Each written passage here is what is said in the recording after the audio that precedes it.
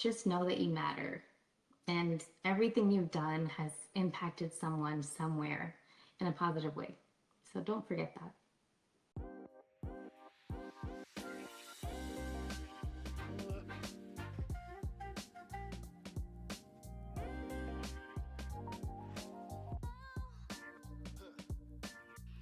All right, welcome back to the Spero Means Hope podcast, where we take storytelling to a whole new level by sharing amazing patient stories, interview experts in the community, and share resources for clinicians and students.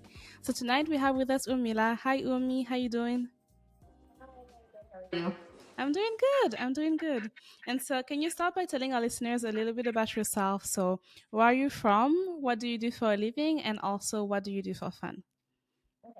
So I am from Houston, Texas, born and raised here, and my parents came here from India in 1980. So we have the fun cultural mixture of being Indian and also like being raised here in the US. I am an occupational therapist. I work in outpatient setting right now, and for fun, I like to travel with my husband whenever I can. And then we love exploring the food scene, whether we're traveling or even here in Houston, because things are popping up all the time. So That is true. What's your last place like you've traveled to? last year we went to Oman. Ooh, and how was it? Beautiful. Highly recommend you make a trip there or a pit stop there. It's definitely very peaceful. So it was nice. I like that. And so you mentioned you're an occupational therapist. I'd love to hear your career journey. So is that a first career for you, a second career? And like, how did you get into OT? So, when you're a kid and you want to do all the things like be a doctor or a veterinarian or various things, I always thought I was going to be a doctor. And then I guess the more I learned about the healthcare space, I became intrigued with the administrative side, the side that makes the decisions for the hospital and for the patients. So my journey actually kind of started out in healthcare administration. I got my MHA and my MBA dual masters, and my plan in my mind was to become a CEO of a hospital. And then I was kind of, working my way from the ground up there. Started as a project coordinator at a large multi specialty physician practice.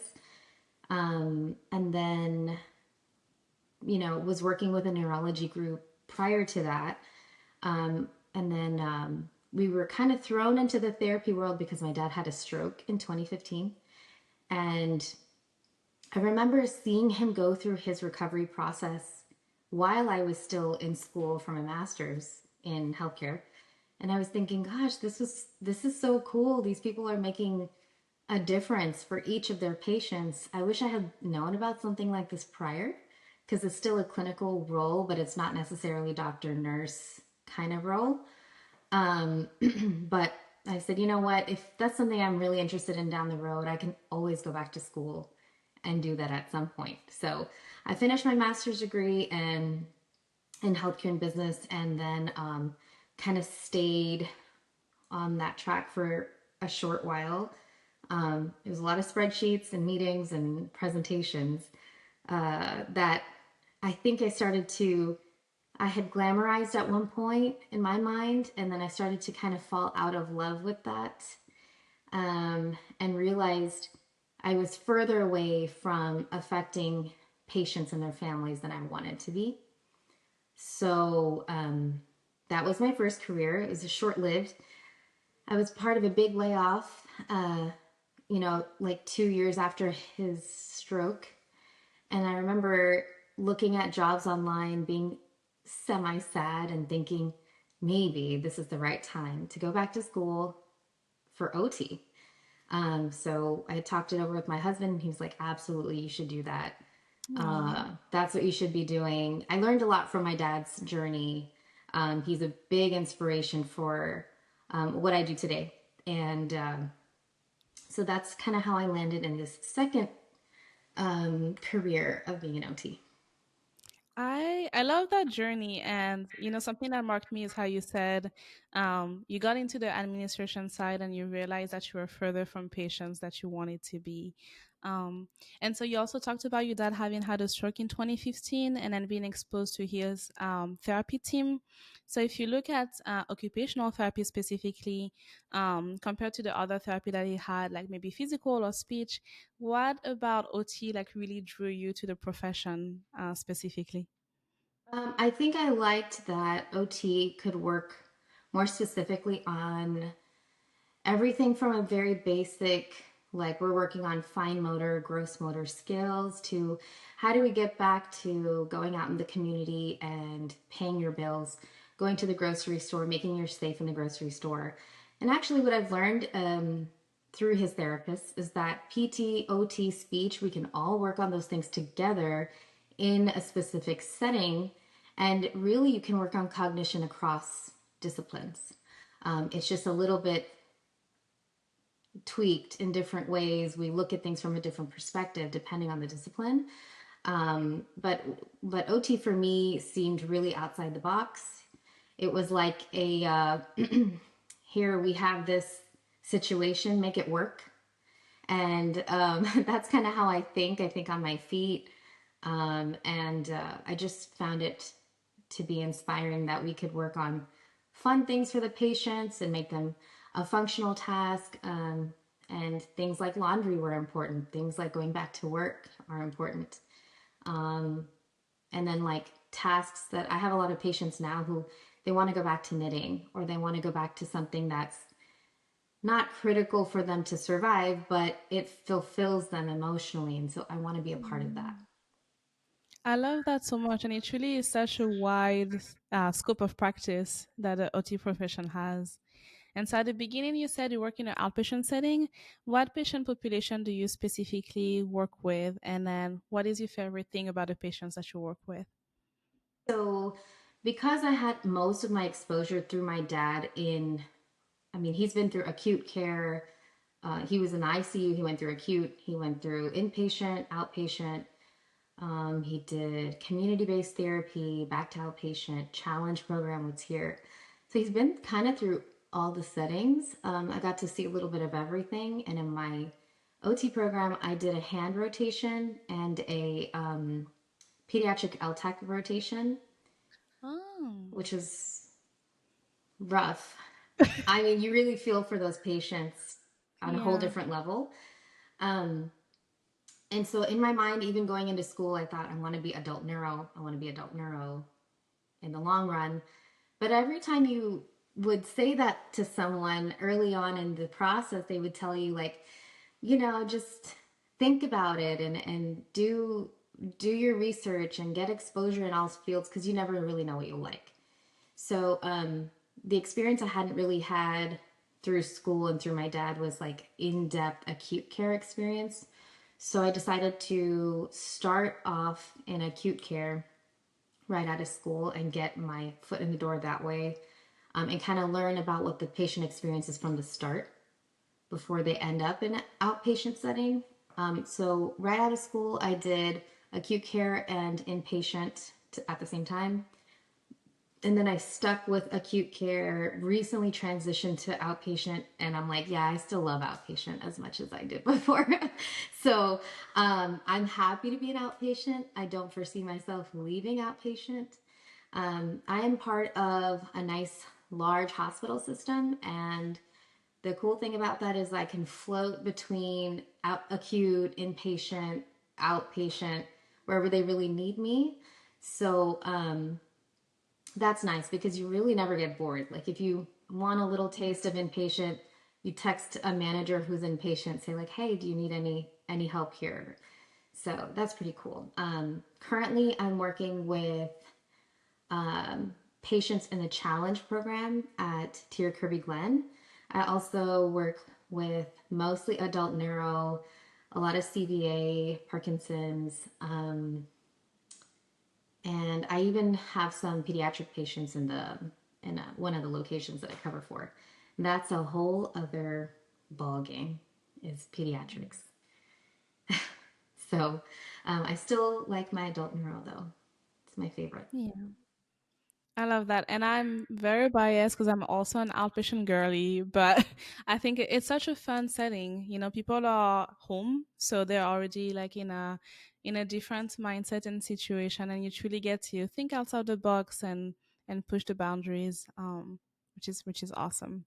Do I you like do that you any get, like oh, sorry. no, go ahead, go ahead. I like that you get to see them for a longer period of time. So you get to see their change over a long period of time rather than a few days or a few weeks. Yes. And then for neurological conditions, which are something that's going to last through the rest of life, it is nice to be able to also through them like throughout the years. Like they'll come for an episode of care and then like you'll discharge and then you'll see them again the next year or things like that. And that get to become family truly, which is awesome. Can you talk a little bit more about your dad's experience with his stroke and then also what that was like for you as his daughter? So in 2015, I happened to be managing a neurology practice. It was a brief stint that I was debating on whether that would become like a full time thing. It was very intense. It was a lot. I learned a lot. And it happened to be that I was working there with some excellent neurologists when my dad had his stroke. Um, so he had a stroke on July 4th of 2015, so almost 10 years ago. And I happened to be at home. It happened to be, thankfully, he was at home. I just remember he took a very long shower that day, which is unusual for him. He was efficient. He wasn't like a spa guy, he's not sitting in the shower at spa time. So then he just looked a little disheveled after his shower, like he was getting ready to drive and go somewhere. And then he had come downstairs. I wasn't downstairs, I was upstairs in my room, and I just heard my mom scream. So I like quickly ran downstairs, and my dad was sitting on a chair, and she was over him. He couldn't speak, but his mouth was drooped on the left side. We had a family friend who's actually geriatric specialist who happened to be visiting us at that time too. And so she said, call 911 right away. So I called 911, and my mom is trying to like orient my dad and ask him questions, but he's not really responding. But he's sitting upright during this time. And so we call 911, and they come pretty quickly. And I'm timing it. I'm looking at my phone, and I just kind of went into action mode. That's like my natural response to things is like I do the emotional part later, and I like action mode now. Um, so they had not known what a stroke was. While I knew what a stroke was from commercials on TV or something that I've read, I didn't really know stroke symptoms and exactly what a stroke was. But having been at the neurology practice, I had met a lot of stroke patients and learned kind of on a very surface level what happens. So he had an ischemic stroke, right MCA CVA, affecting his left side. When we left the house, the ambulance came and took him. And when we left the house, he could lift his left arm and left leg, just not as much as the right side. And the ambulance said, we have to take him to the closest stroke facility that is closest certified stroke facility. So we said, whatever, yeah, take him. So it was a hospital that was closer to our place at the time, not like in the medical center. So we were there, we were in the waiting room, and like nobody was coming to the room. No one was attending to him. We actually were, I was really annoyed because I was like, hello, so I remember going to the nurse's station. I said, excuse me, is there a physician? Someone is going to come check on my dad. Like, he's having stroke symptoms. We've been here for an hour and a half and nobody's come in. So, as you know, with a stroke, when it's acute, time is very important. It changes your trajectory for sure. And this happened to be before the ruling came out on TPA, which is now TNK or TKN. as being like a standard of care for ischemic strokes. So anyway, he had the nurse that I spoke to said, yeah, someone will be in. So a nurse came in to do like the initial questioning, and she said, so what happened to the patient? And we said, well, he's having stroke symptoms and it's been almost 2 hours now and nothing has happened. So she's like, okay. And, she asked, like, do you have a headache? Are you in pain? And he said, yes. She tried to give him aspirin by mouth. And he aspirated, he choked it up. And she was like, oh, my bad. So she like went away and it just took, And at this point, not even knowing if the stroke was hemorrhagic no, or like, not yeah, even knowing. yeah. So then I was starting to get really irritated. And then the attending who was there said, okay, well, we're going to take him for an initial CT. So again, you already know if it's an ischemic stroke, initial CT doesn't always show the initial stroke. It can only show up sometimes hours later. They made a judgment call based on the first CT, which was within a 2-hour period of his onset of symptoms, that he didn't have a stroke and he was fine. So in the medical record, because I tried to go back and refute this, they said he passed a swallow study, which he never did. They also said that he was getting better, which is why they didn't administer TPA. And the neurologist on call never came to see my dad until 18 hours later the next day. So a lot of things kind of fell through the cracks for his case. By 10 p.m. that night, he couldn't move his arm or leg at all. And we had passed that window. I don't want to dwell on the window of TPA, TKN, or TNK, because I know that things happen for a reason, or that's what I truly believe. And there's no rhyme or reason sometimes. But it was looking grim at that point when we were in we had been transferred to an ICU room. He was very out of it, not really responding. So we had no idea what was happening. Didn't know what the next few hours and days would hold, if we had days. So I just remember feeling very frustrated. There was a time he had gone for an MRI and then come back to his room, and he was unhooked from all his monitors and everything for like almost an hour. And I went to ask his nurse, he's not been hooked up back to his stuff. And remember, I'm still in like administrative field over here, so I don't know even anything. And she's like, oh, I'm so swamped right now with all my patients. We're understaffed. You know how to hook it back up, right? You've seen me do it. So I said, no, I don't know how to hook it back up. I don't want to do anything wrong. And it's, this is one of those situations where you can say it's not my job. And like, I don't want to make things worse or hurt my dad. So I remember later that night, his PCP on the case and his nurse who was with him were like, if you can get him out of here, get him out of here. I said, how do I do that? I'd love to get him out of here. I want him to be in the medical center. How do I do that? So I met his neurologist, and there was a lot of tension between us because I was very annoyed with him. And he thought that my dad's issue was sleep apnea. And he said, well, if you don't want him here, you just call the transfer department and they'll transfer him to another location, wherever you're trying to send him. So I didn't know any better, and I did that. I called the transport location with Memorial Hermann Med Center, and they said, no, this has to be initiated between physicians. This is not a patient family member thing, So his PCP on the case approved his transfer. My husband, we were just dating at that point, he happened to work at a an oncology practice where he had a one of the doctors on staff logged into the system, asked his friend who was on the stroke team at Memorial Hermann in Med Center, who was on vacation. She logged into her computer. They made the transfer happen at 1 a.m. on a Monday.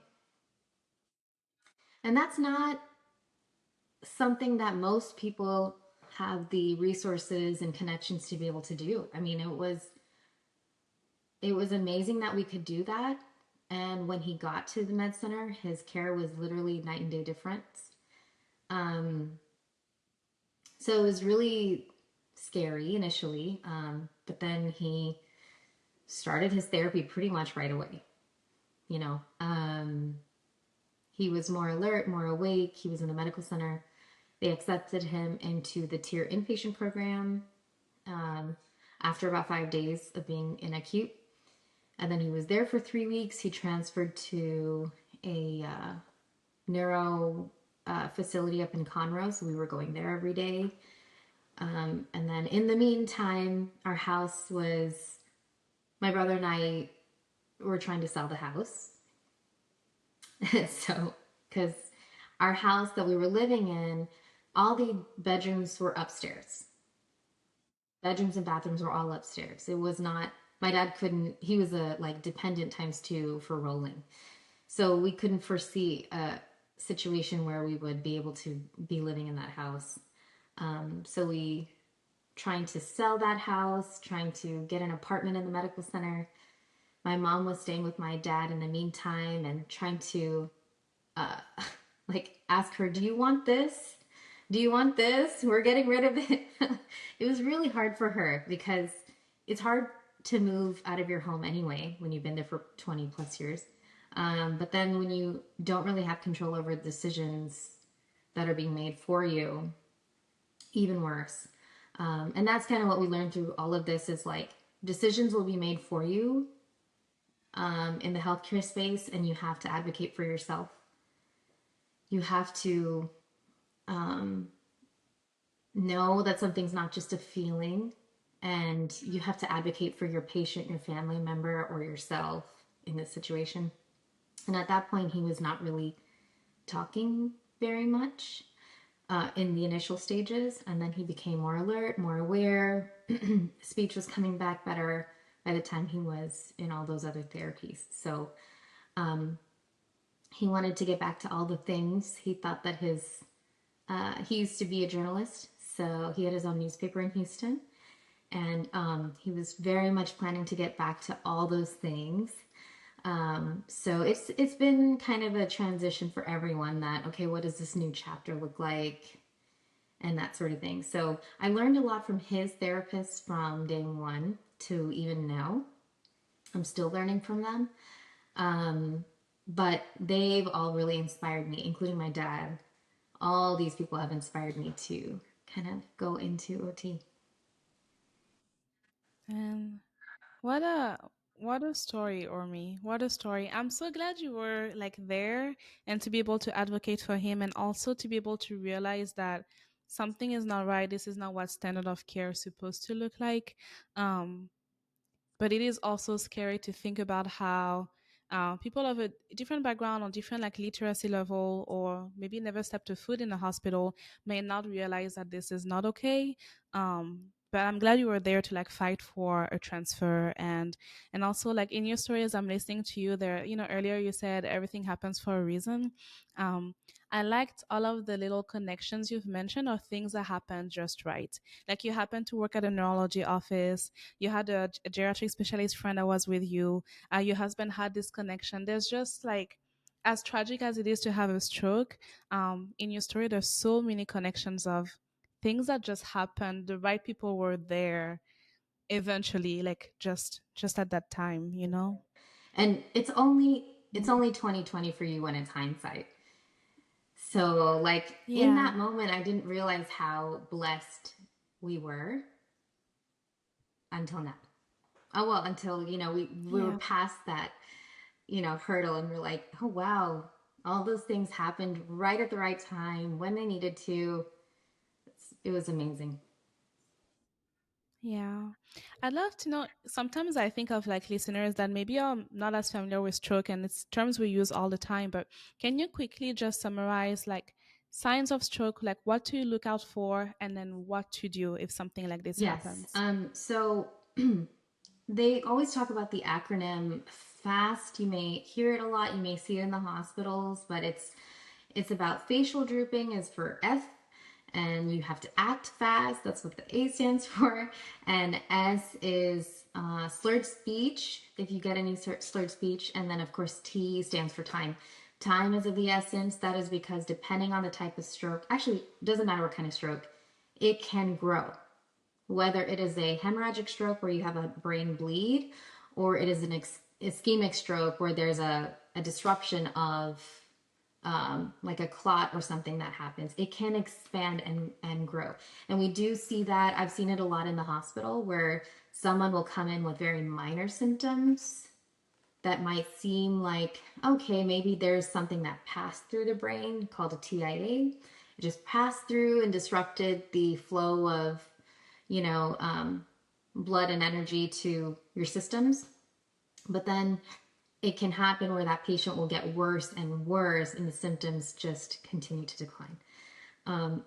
So a stroke it has the potential to not just get worse, but it does have the potential to get better as well with the right therapy, medical intervention, and like, just lifestyle changes, things of that nature. My dad was a smoker for over 40 years and didn't prioritize diet and exercise. And so it is likely that his other comorbidities kind of were more warning signs to something probably needed to change. Actually, so he had the stroke in July, but in February, he had he had an episode where he kind of like blacked out and was unresponsive for like 5 or 6 seconds. And we were like, what's going on? We're trying to get him, to come back too. So while it was a short period of time, it was scary. And then he was like, once he got out of it, he said, what happened? So he didn't have facial drooping. He didn't have slurred speech. There was no fast signs at that moment. But it freaked me out. And I said, we have to go straight to your doctor and see what's going on. So we'd gone to the doctor. She wanted him to follow up with pulmonary because she was pretty sure he has COPD from the years of smoking and he'd had a chronic cough. But I was like, we have to see all these other specialists and all the things. And at that time, he was managing his own health stuff. So he's like, it's like a little bit of I'm the parent, you're the child. Let me just go and see my doctor and everything will be fine. So our roles have switched quite a bit over the years. He definitely trusts me and doesn't think of me just as his daughter who doesn't know something. He really trusts me a lot with his health. He knows I do a ton of research before we make decisions on things. So it has kind of come full circle. We're like, he's kind of like my 73-year-old son. So, but yeah, so while there are the typical signs of stroke, I've met a lot of patients who report just like a chronic headache that they ignored, or they were feeling fuzzy in their mind and couldn't quite pinpoint what it was, but they ignored it. So it's really hard to know what truly is like a dehydration symptom or or like something really serious. So I always recommend to people, like, make sure you're getting your annual checkups, make sure you have your specialists if you need any. Like if you have asthma, maybe you need someone outside of your PCP or someone who's regularly checking on you, and not letting those annual visits just be an annual visit. Like, have all your questions. Maybe you need to check back in after, multiple days of chronic headaches or multiple days of this fuzzy feeling. It doesn't always happen with slurred speech and drooping face. It's not always the case. Yeah. And I like how you mentioned like have your physicians, have your specialists, because it is so much harder to get an appointment as a new patient than it is to get a follow up with a physician you already have. And so to have people that you're able to go to can be such a difference. I used to undervalue the power of a PCP. I, never went to the doctor, and then I realized it is important to have a PCP. And so it's nice to have physicians that you can go to when you need them. So having things that run in your family could be warning signs to you. Yeah. Like in our family, we have diabetes, high cholesterol, high blood pressure. All those things are precursors to potentially worse health outcomes like stroke and heart attack. Um, and so he had already been diagnosed with high cholesterol, high blood pressure, and he was a smoker. And so I think his doctor had done some smoking cessation discussions, but you have to make your decisions for yourself as the patient. So unless it's important to you, you may not change your habits. So there's a little bit of you have to take ownership of your health. You have to take ownership of what you're feeling and your symptoms, your family background, and if you do have any diagnoses, how do you manage that so you can prevent something worse from happening, or at least be on the healthier side to Yeah. managing that because you can't always predict. That's true. Because Yeah. things can happen. But those are Mm-hmm. amazing advices. You've talked about roles, and so I want to dive a little bit deeper into that. So you talked about that dynamic from like daughter to father, and then also like now like taking care of him. It's funny you mentioned like now he trusts you. He's also so proud of you. When I first started working with him, when you first meet someone, so they repeat something over again until eventually like the people, but first couple of sessions he would always like mention you, oh, like my daughter, she's an OT, and like she's working healthcare administrations, and like and you could hear so much pride in his voice. It was truly like my heart. But going back to how role and dynamics have changed, can you dive a little bit deeper into what that was like for you to have this switch in role, managing all the things like selling a house and now stepping into caregiving? And also, how did that dynamic then change once you became an OT? And how did being an OT informed you in your role in a way? So, I mean, we have always had a very traditional relationship, father, daughter, mother, daughter.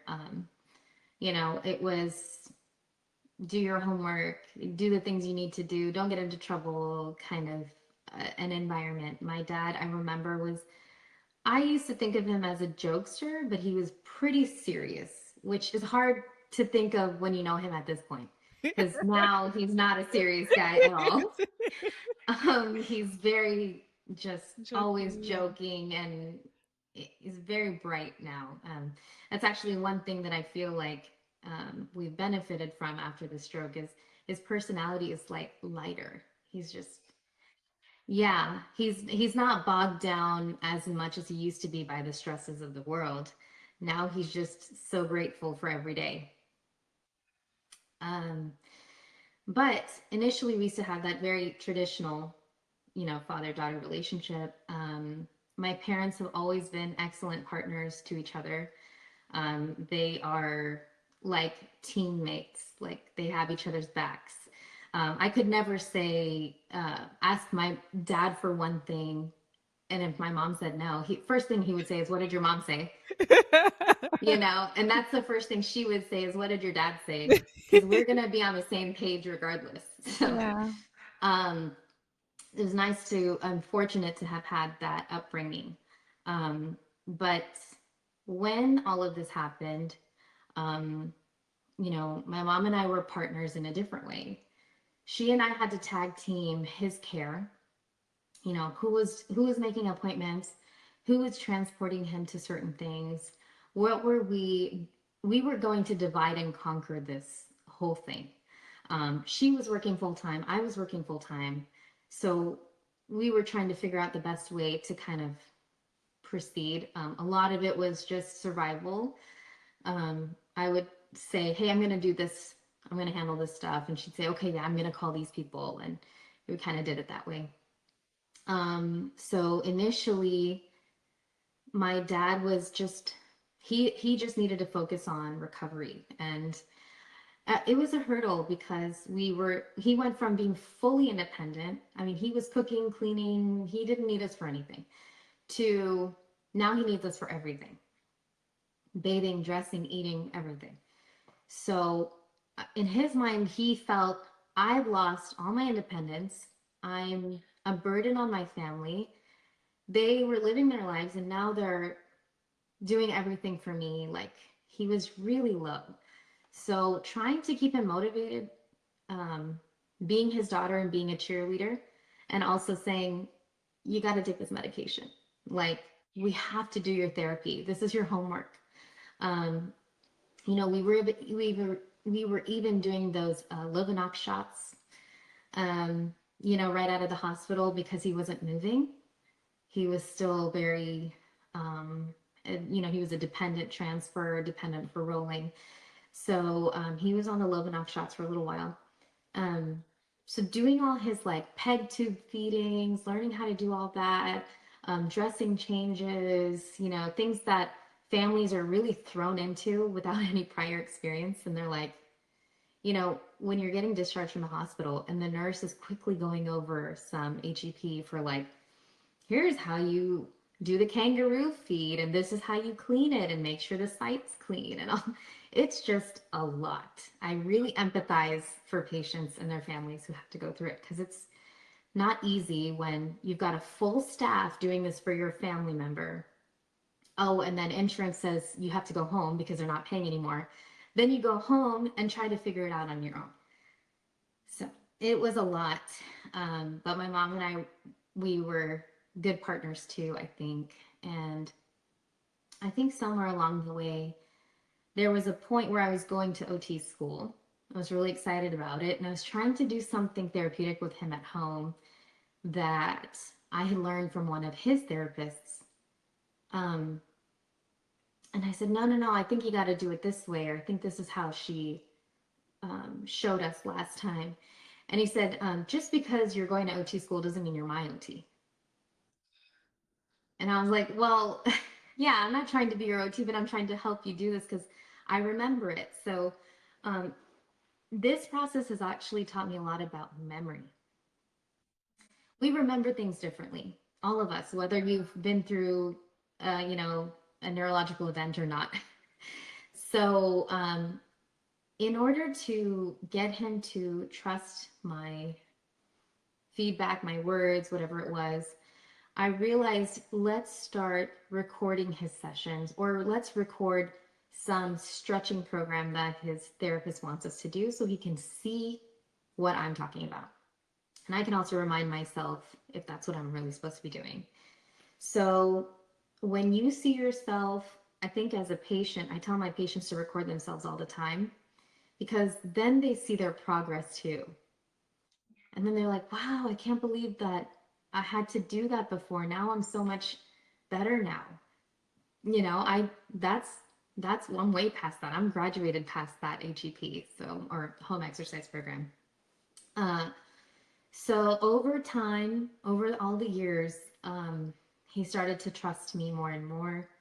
I would be very anxious to um, not disrupt that relationship we had because there are times where I just need to be his daughter. And then there's times that I can be his OT, unofficial OT. So, like, he would drop his remote, for example. And the expectation would be, as a family member, let me go and pick that up for you. But I would just watch him. And I would say, are you going to pick that up? Reach down, put your feet where you need them to be so you have a wide base of support. And that was, I think he started to realize too, like, that is for his benefit. We can say it to patients and families all day long, like, the more you do for them, the worse off they are sometimes. If you do less for them, they become more independent, they become more empowered to do things for themselves. Thus kind of taking off the load from the family, but also giving the patient more confidence and ownership of their themselves. So he's seen that. He's seen how he's gotten better. He's also um, been excited to hear about my stories from work or the things that I've learned, or maybe I learned something in school and I would tell him about it. He'd be really fascinated because now it relates to him. So now he can see it from a different perspective. So I try to not be too much of a therapist when I'm over at his house. Um, and even with my mom, she has any shoulder issues, I'm like, are you doing your wall walks and are you doing your pendulum swing? But yeah, that I think it's kind of pretty much impossible to divide myself completely and just be his daughter or just be an OT. I'm almost always both. I just pick and choose when I want to make a suggestion, um, and do, try to be helpful. But his, my experience with him from a family perspective really helps me relate to my patients, um, because I think we remember too, clinicians can give you advice, but if they've never experienced it, you don't feel like that advice is lived, or sometimes not always reasonable and realistic. So I do relate to my patients when I kind of bring up a story about my dad or something and their face changes. I really see them like kind of their guard goes down and they're like, oh, how is he doing? Like, like that must have been really hard, or yeah, that's what we're experiencing too. And it really changes the relationship that I have with my patients in that moment. I think it gives me a little bit more credibility to what I'm saying because I try to make things functional and realistic for them, knowing that, a therapy mat is going to be different from their bed at home, or just all the things that they have to deal with as family. So, um, yeah, I never really can separate myself. I'm always a therapist's daughter, and hope it helps me at work anyway. I like that. I think it's a good segue. When you're in school, you learn about like treating the patient in front of you like if they're a family member. And so it's also like a beautiful story to have a direct reference, that someone that you can think of. Um, but if you had to give OTs, oh, I guess any healthcare professional really, any words of like wisdom or words of advices, like from your perspective, which is very, very unique as both an OT, but also like having been on the side of like having your loved one go through a stroke, advocating for them, what would you say are, let's see, top three qualities that make someone a good provider, and top one thing that someone should think of and have in mind as a healthcare provider? You definitely need to be a good listener. You can miss things if you don't give somebody the opportunity to speak. It will directly affect your patient care. Um, and also know, like, maybe someone will have said something and glazed over it. Try to go back to that thing and dive deeper into it. So being an active listener is really important. Um, you can't always empathize with somebody's situation. You have not experienced everything. You have not gone through everything your patients have gone through. And even for me, I know that my dad's experience is one experience, but I have patients that have done, I mean, they've been through so much, and they've had a different kind of stroke, or they've had an AVM, or they've had a motor vehicle accident or something. So I can't um, always completely empathize with someone. But through active listening, I can try to make things um, comfortable for them so that I can build rapport. I think building rapport is really important in patient care. You do that through active listening. You do that through, taking extra time and caring your patient. Um, and another thing that I think that gets kind of missed when you're just busy is like your work, you might clock out at 5 or 5:30, but trying to follow back up with your patient on something that you've discussed prior, doing a little bit of research over it, even if you don't know, because I've had patients where I didn't know exactly what they were going through, so I looked something up. I looked up an equipment they were telling me about, or a new strategy that I thought might work for them, and I would circle back and bring it to them so that they knew we don't just leave at the end of the day and forget about them. They're still important to us.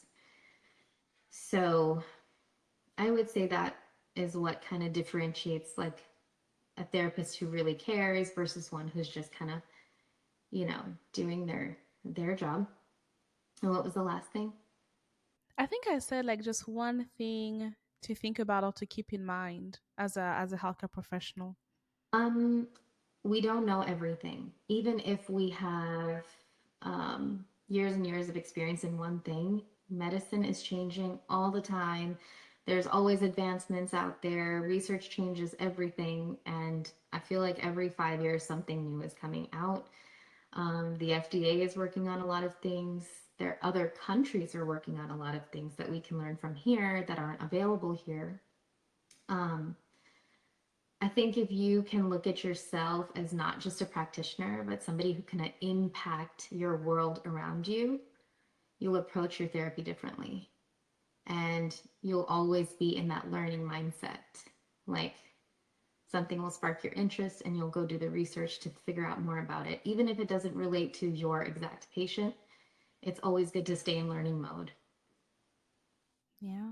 And you're right, there truly is so much more coming, so many new things out there.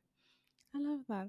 Urmi, are there any resources that have helped you through all of that journey, especially like with the mental aspect of everything that happened, whether that's books, organizations, individuals, um, anything that has helped you through that journey? I've looked up a lot of the like American Heart Association and American Stroke Association websites.